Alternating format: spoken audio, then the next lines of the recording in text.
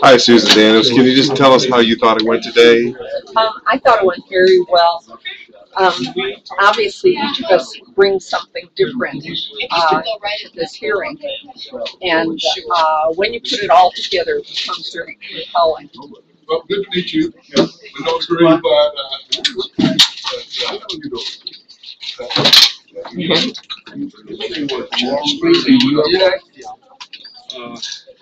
And Susan, how do you think, when it comes to your testimony, what you offered on the record, tell us what you did offer on the record, just to reiterate that. Yeah, I started 2.5 years ago on this, and what I did is I started by just running his name on databases that are only accessible to people who are licensed, private investigators or law enforcement.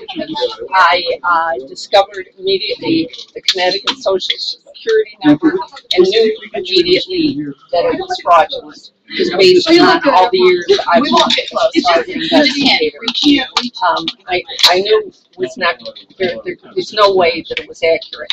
So then I started doing background information on running the Social Security number and started coming up with all these different addresses with him after that address all over the country. You know, as I mentioned.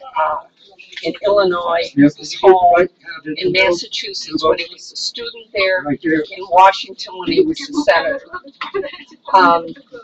With these addresses, the more work I did with the addresses, then I found the year 1890, which appeared when I found the original Social Security number.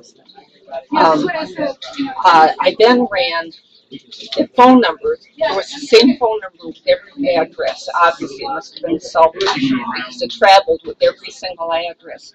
I ran those, and again, half the time it would come up with his date of birth, and the other part of the time would come up with the year 1890. Now we know he was not born in 1890.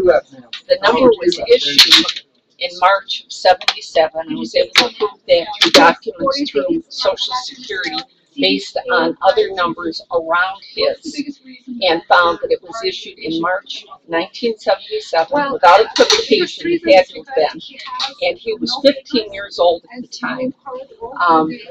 In February of 1977, he was playing on the JV basketball team in Hawaii, in Punahou, and they even went to the state finals. The following month, he's in Connecticut applying for a Social Security number. I don't think so. Well, very good. Well, thank you so much for coming to Atlanta and testifying. My pleasure. Believe me, I've been waiting for 2.5 years for the opportunity to tell people that he's using a fraudulent Social Security number. Well, thank you very much. Thank you, Susan.